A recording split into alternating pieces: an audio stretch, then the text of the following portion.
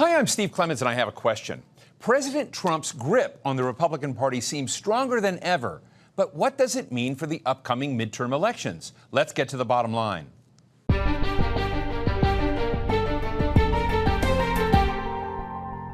Let's call it Trump's revenge. In primary elections across the country, U.S. President Donald Trump endorsed candidates to run against his most vocal critics inside his own party. And almost across the board, Republican voters chose those Trump handpicked candidates and unseated at least 2 powerful representatives and 1 senator. Now the picture is sharpening as both Democrats and Republicans head into November's midterm elections when the entire composition of Congress is up for grabs. Republican voters still rate Trump highly, but other Americans, well, not so much, as the war on Iran turns into a frozen conflict and questions surround the economy. So how's the political map looking with 5 months left to go? Today we're speaking with Hogan Gidley, Senior Policy Advisor for the America First Policy Institute, and he's former White House Principal Deputy Press Secretary in the Trump administration, as well as National Press Secretary for President Trump's re-election campaign. And also Matt Duss, Executive Vice President at the Center for International Policy, and he was former Senior Advisor to Senator Bernie Sanders. You know, guys, we're kind of having a horse race discussion as we go towards the November midterm elections. And I want to start with you, Hogan. We just saw the loss of Thomas Massie in Kentucky in one of the most expensive House races of all time. What do you think of this? What do you take away from that moment? Well, listen, my 25 years in politics, I've never seen somebody's endorsement matter more than Donald Trump's in a primary. If he endorses the candidate, the likelihood of them winning is somewhere around 95, 99%. But he doesn't vote in these elections. And by that, I mean Thomas Massie made his own bed that he has to lie in. He's in the most conservative district in the state of Kentucky. He did not support Donald Trump, yes, but his voters supported him because he ran on and won on border security, lower taxes, and in the signature piece of legislation, the one big beautiful bill with no tax on tips, no tax on overtime, lower taxes on Social Security, funding for a wall, funding for border security, he voted against it. And I go up to the House often. I have a lot of friends up there. Every time Republicans voted yes on something and needed him, he voted no. Every time they voted no on something, he voted yes. He was always at odds. He never could be satiated. It was unclear always what he wanted. And when you tried to have conversations, he just said, no, it's not good enough for me. I'm just going to vote against it. And when Mike Johnson suffers through the... So just for our audience, Mike Johnson, the Speaker of the House. Yes, suffers through the slimmest margin of majority in history, 2-3 votes at any given time, you always have to write off Thomas Massie right off the top. It's very difficult to get things done like that, and I think the voters of Kentucky were quite furious at it. Let me go an inch deeper with you, and I can accept how you laid it out. I've talked to Representative Massie many times. Many Republicans that were following President Trump ran on wanting to know what was in the Epstein files. Many Republicans ran believing that what Biden and previous presidents had done, President Obama, these forever wars in Iraq and Afghanistan, with a lot of both Republican and Democratic presidential complicity, they wanted an end of those and a focus on America. I mean, you're in the America First Policy Institute. So to some degree, one could look at Massie and say, hey, he was just following what Trump had laid down as the groundwork before. Yeah, but again, he voted with Trump sometimes, of course, but it was those key moments that really mattered. And Massie didn't say a word about the Epstein files, neither did his best friend, Democrat Ro Khanna from California, until Donald Trump was elected. And we wouldn't even be able to have a discussion about who was in the Epstein files or what was going on there without a Republican president demanding these things were released and a Republican Congress doing hearings to make sure the American people knew about it. Massie got consistently more conspiratorial, and I think that hurt him as well. When pollsters I talked to on the ground in Kentucky were very clear that 2 things really hurt him. One was not supporting the agenda they put him in Washington to actually execute. But second was continued support from people like radicals, Hassan Piker, Jasmine Crockett, Ro Khanna, Cenk Uygur, people like that who are on the far left in this country supported Massie. That was problematic for a lot of voters. And so while he talked about things like the Epstein files, it kind of fell on deaf ears and seemed kind of like a political expedience he was trying to seize some type of moment, because he sure didn't say a word about it in the Biden administration when they didn't let us know about any of it. Matt, I think it is not inaccurate to say that President Trump seems to be more tightly in control of a smaller tent, a narrower and narrower tent. Yeah. How should Democrats respond to that, and how are they responding to it? Because I don't see anybody taking advantage of this moment. I would agree with you. I mean, this is an historically unpopular president, but ironically, as you point out, at the same time, this is a president who has more control over his own party than any president in our lifetimes, any president probably of the modern era. And let's remember, I mean, this is a very different era than the one that LBJ and FDR lived in. Our media environment is different. Our electoral environment is different. Certainly, our campaign finance environment is very different, in addition to Trump's endorsement, although I agree that Trump's endorsement carries an enormous weight. The amount of money that outside groups can pour into these primaries, as you noted, Massie's primary was the most expensive one we've ever seen. This makes an enormous impact. All these things are related. Now, what are Democrats doing about it? Unfortunately, not a lot. I do think we see, obviously, my former boss, Senator Sanders, has been trying to tee up a set of arguments for Democrats to make. We see people like New York Mayor Zohran Mamdani teeing up a very important argument about affordability. We've seen some echoes of that. Where's the muscularity? Yeah. Mamdani, I think that's why President Trump likes him. Yeah. Because he actually saw a guy who pushed back, right. ran his city. He's right. out there, came in against, all odds. With both parties in some ways essentially coming after Mamdani. I think Donald Trump right. respects that. But where's the muscularity in the Democratic Party, which we do see in President Trump? Right. A question many of us are asking. Well, we can point to certain individuals who are making the arguments, who are taking advantage of this moment. Listen, it's not just the Epstein files. It's not just the Iran war, both of which are complete repudiations of things that Trump promised, things that he ran on. Even this most recent summit with China, we saw him with a plane load of corporate executives. He wasn't there to advance the security and the prosperity of the American people. He was there to line the pockets of himself and his cronies. There's such a wide field of arguments Democrats could be making right now, but they have still, as of right now, failed to tee that up in any meaningful way. We'll see what comes out of the midterms. But again, given where we are now, I wish I was more hopeful. Hogan, I find it interesting that the coalition that the president got together included a rising number of black men, of Hispanic men. As you kind of look at the future of the Republican Party, even after Trump, or going into this next election in November, is that coalition that you helped put together, that you helped speak to, still with him? Well, I think historically, Republicans do very poorly with blacks in this country, very poorly with Hispanics. Donald Trump doubled up Mitt Romney, doubled up George W. Bush with both groups. And remember, the criminal justice reform he was able to accomplish in the first Trump administration, funding HBCUs in numbers that these are they had historically never seen, black colleges and universities, States, yeah. Things that they had to come back every year and ask for that funding. And Donald Trump said, "Why don't we just give it to you all the time?" It didn't make any sense. The Platinum Plan. He did plan. a huge block grant. I mean, just to be fair, huge block grant, of course. And then he also won on twice deportation and building a wall. And still, despite Republicans, the autopsy, which I know we'll get to, Republicans before saying, oh, no, you have to coddle up to Hispanics in this country. He said, no, if you're not here legally, you're going home. He got record numbers of Hispanics to vote for him as well, because it turns out. So beneath the surface, there's more going on than we see. Yes, yes, from the policies and the successes.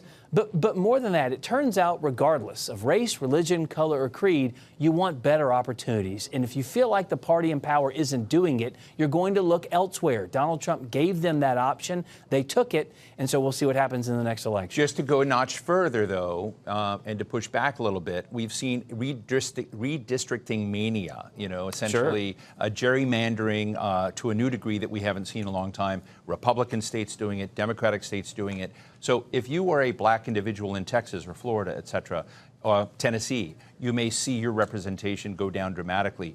Do you think that runs the risk of losing those constituents that were part of the machine? Right. Well, it's not representation with race. It's representation for ideology. So in Memphis, for example, you're getting rid of a white old man and replacing them potentially with a black Republican. So even Politico had a poll out that said a plurality of Democrats really didn't care about the racial structure. They would gerrymander however they could to gain and maintain political power if it meant Republicans had fewer seats. They didn't care if the person elected was a majority-minority district. They didn't care. So kind of they gave up the ghost when they were asked those polling questions. You know, to make a long story short, the Democrats in their own autopsy said that their leadership was not speaking to all groups, that they'd been taken over by identity politics, that there were a lot of things they didn't, that the Biden team were not supportive of the Kamala Harris team, and that her messages didn't land, et cetera. I mean, it's a pretty devastating internal As critique. it should be. But no, I mean, let's just first say that this has been handled extremely poorly from the very beginning. Ken Martin made a really unequivocal promise that he would do this autopsy. It would be released very soon. He did not keep that promise. He did possibly the worst thing, which was continue to delay and dissemble until finally he released it. And we can all see what a mess this is. But it doesn't, as far as I've been able to see yet, and I haven't read it entirely, from what I've been able to see from some of just the reviews and the takeaways, it really doesn't tell us a lot that we didn't already know, that wasn't dribbling out, that we couldn't see with our own eyes from the reporting, which is that Democrats didn't have a strong enough message. Obviously, President Biden staying in the race as long as he did, people had concerns with his age going back well before he eventually had to drop out, giving Vice President Harris a very short I mean, not to time. interrupt, but part of the report is saying Republicans are better at politics than Democrats. Well, right now, unfortunately, that's correct. You know, if you were to do an autopsy of the Republican win when Donald Trump came in, are there moments of hubris or warning signs, if you were to look at the election that you helped win, that Republicans need to be careful of? You mean for the future election? Yeah. Upcoming? Listen, I think Republicans are, while that autopsy said Republicans are better at politics, I don't agree with that. Because in large part, Republicans tend to, a couple things that are difficult for us to be able to maintain wins and things like that. We don't continue selling what we do. We'll pass a tax cut and just assume everyone knows it. Polling shows 67% of people in this country didn't even know there was a tax cut in the big, beautiful bill. That's a problem. So when you start to file your taxes and you're getting more money, you don't know who to thank for that. Republicans need to do a better job. Democrats always tell you the things they are doing consistently. So they don't know what gave them the tax cut, but they do think they know what gave them higher costs at the fuel pump. Yes. So is Iran mugging the president right now? No, I don't think so, because, look, Donald Trump got gas prices down to record lows before. I think he can do it again. This military operation needs to wrap up when he is done and when it's complete. And Democrats and Republicans will always argue before and during these conflicts, pro and cons. The difference is typically the outcome. If you are perceived to have won, everyone's going to be fine with it. If you're perceived to have lost, that's going to be a problem. And so the administration, I'm most certain, is keenly aware of this fact and focusing on making sure that when they do finish this thing up, that it's not just a win that they know they have. They, as I mentioned back to my first point, they have to keep selling it over and over again. But it's not just the past. You also have to give a brighter future to people as well and show them, here's what we're going to do. If you like tax cuts, if you like a closed border, if you like safety and security in your city streets, just wait. Here's what we're going to do the next time around, should you keep giving us the keys to the castle. And they haven't done a good job of that yet. So, Matt, we're on foreign policy a little bit here. And so one of the other questions is, as Hogan just said, if you're perceived to have won, it's one thing. If you're perceived to have lost, it's another. What if you're perceived to have muddled? Yeah. And muddled on Israel, Palestine, and Gaza, muddled on the Ukraine war, and led to essentially what was a frozen conflict by not weighing in definitively. Tell me where I'm wrong. Yeah, well, I think Hogan is right. Perception matters. But I think let's go back to the Iraq War. I mean, I would say, well, perception of whom? The Iraq War is, just to use that as an example, in terms of Washington. The perception of a lot of foreign policy officials and analysts, and you and I were part of these conversations, is that George W. Bush actually saved the Iraq War with the surge, and that we managed to pull some kind of victory out of what could have been an overwhelming defeat. Which created a forever war. Which created a forever war, but I mean, again, Washington was convinced that was the right move. We had a view that turns out was shared by the American people, which was that the Iraq War was a disaster. And Donald Trump turned a lot of, he got attention when he was the only one on that debate stage back in 2015 to tell that truth, because he understood what the vast majority of the American people did, was that the Iraq War was a disaster. I have a very hard time seeing how he gets anything out of this Iran war that he could reasonably interpret to the American people as a success. Hogan, with everything going so well for Donald Trump, and it was going well, we heard the State of the Union address, very low gas prices. Now, a lot of my Democratic friends would have argued with the statement I just made, but on all accounts, controlling the party, doing really well. How did he trip into the Iran conflict so easily when we even know many of his advisors were strongly cautioning him against it, saying that there were real repercussions out there that one couldn't take too lightly? Well, I wouldn't say he tripped into it. I would say he stormed into it with a very conscious effort to try and rid the world of a nuclear power. Or a nuclear power that they wish they were a nuclear wannabe power. Now, some might say they weren't a nuclear wannabe. They were not, but they were obviously doing it. And being the world's largest state sponsor of terror is something that Democrat presidents have talked about for decades, Republican presidents have talked about for decades. And to go back to both of your points, this president is a president of action. You may not like all of the actions, but he looked around and said, I don't see the world as I want it to be. I'm not going to pretend as though Iran is going to be better off and love America if we give them a few iPhones and set up a Domino's pizza. He said they are the world's largest sponsor of terror. We've got to do something about that. And so I think as he made peace deals all over the world, 8 or 9 of them at last count, he also looked at this one and said, all right, I'm going to give the Iranian people some help and some hope here, if at all possible, by doing this strategic military operation. Now, the question is, as I just said, what happens moving forward? How is this going to be considered a win by the American people, whether the administration thinks it is or not? What do the American people think about this heading into the election? And I will tell you, as we all know, this always comes back to the economy. How did it impact you here at home? If you don't think it mattered at all, the question is going to start to circulate, like with the Iraq War. What are we doing there? And remember, Donald Trump's biggest kind of bone to pick with that whole conflict for 20 years was, we didn't take the oil. Why didn't we take the oil? So there's a question I have in my mind, which is, he's there now. Is there some design to take the oil, or at the very least, work the oil markets to make it better for America? If that's the case, I think he'll be fine. There's a lot of assumptions, and we'll have to see. Let me play a clip of something President Trump shared about this moment and about another leader in the Middle East. Let's listen. What have you said to Prime Minister Netanyahu about Iran and how long to hold off on strikes? He's fine. He'll do whatever I want him to do. He's a very good man. He'll do whatever I want him to do, and he's a great guy. To me, he's a great guy. So, Matt, here he says, I control Netanyahu. Do you believe he controls Netanyahu? You know, I don't know if I do. I mean, let's go back. Even before this war, even before last June's strikes on Iran, Netanyahu has long been working toward this war, alongside people here in Washington, people like Lindsey Graham. And as you noted, this is not something that was driven from within Donald Trump's own administration. This is something that was pushed on him by people outside the administration, the people we mentioned, people like Mark Levin, this radio host who for some reason has influence on American foreign policy. I don't know why. But again, Donald Trump is the president. The buck stops with him. But he is in this situation, as I understand it. My colleague will tell me if he thinks this is wrong, but I believe Donald Trump does want to wind this down, but he does need some kind of plausible victory narrative for himself to get out of this war, and that is something the Iranian government, very understandably, is not interested in providing for him. Hogan, we've seen President Trump talk about Greenland. You know, he nabbed the leader of Venezuela, who's now there. We're talking a lot about Cuba.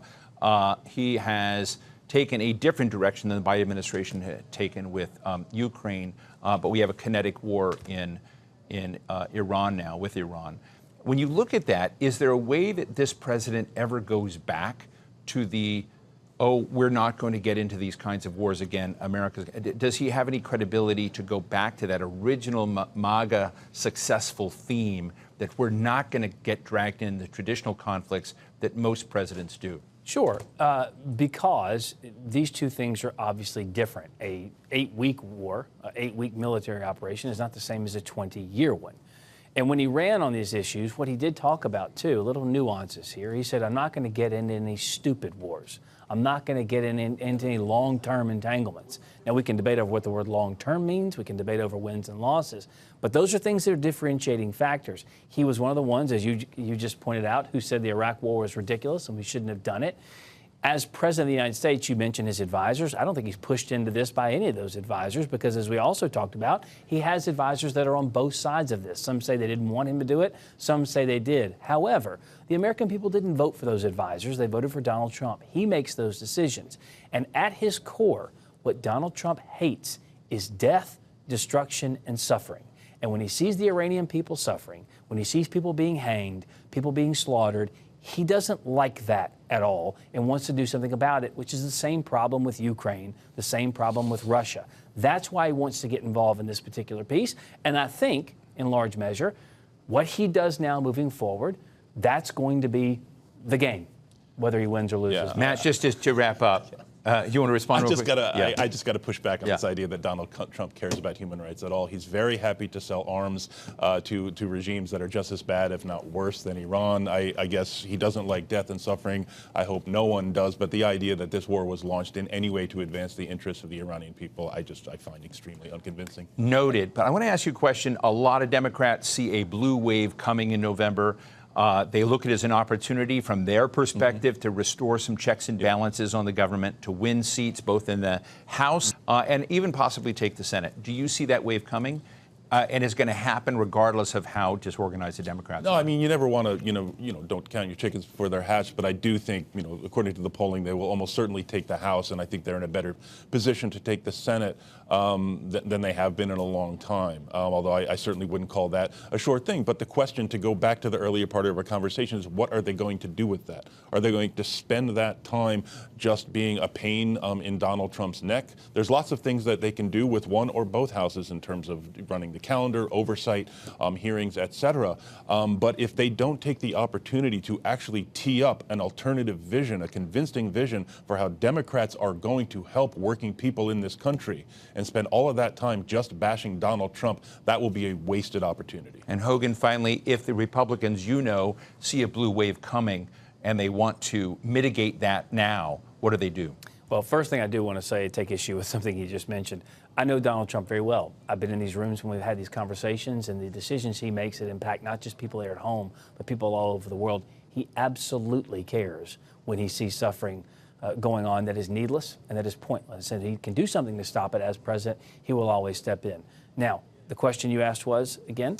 My question is, if Republicans see a blue wave coming, they look at what's going on in the polls. They see Donald Trump at 37% favorability, even though he's got very high favorability in the Republican Party. But if they see this coming, what are they going to do to try and stop that, to keep from losing the House and the Senate? Well, we talked about having a president with low approval numbers, but I think the only thing lower than his approval numbers are the approval numbers for the Democrat Party writ large. They're very unpopular. And what we saw in this autopsy, no mention of several things that I think were factors in the last election: inflations, podcasts, how do you work with those, Catholics, Christians, evangelicals, pronouns, men and women's sports, men and women's bathrooms, religion, white men, MAHA, gas prices. These things weren't acknowledged by the left, and it seems like right now they're determined to double down on things that are not popular with the American people. Now, if they can somehow make them popular because they don't think Donald Trump is performing well or Republicans aren't doing well, that's a different conversation to have. But as of right now, when we move through this long, hot summer, and it will be that, and you see the money being poured into these states, both for congressional races and Senate races, you're going to see these battle lines drawn against, what the American people want, what they expect, versus how many of these candidates on either side are good or bad, because that is what a lot of this is about. Not just their personalities or their policies, but their operations. Do they have the turnout apparatus, the non-sexy parts of politics, the door knocking, all the things that go into winning races? There's a lot that can happen. 1 million political lifetimes, 2 million television cycles between now and Election Day. So we'll just have to see what happens. We're going to have you guys back. Feisty, fun conversation, so fascinating. Hogan Gidley, former White House official and senior advisor at the America First Policy Institute, and Matt Duss at the Center for International Policy, and he is former senior advisor to Senator Bernie Sanders. Thank you both for being with us. Thanks a lot. Thank you. So what's the bottom line? U.S. President Donald Trump has wielded power vengefully and successfully against anyone who questions his direction, even when he makes a U-turn, and even against those from his very own party. He can rely on the unity of Republican voters just about on anything because they have his back.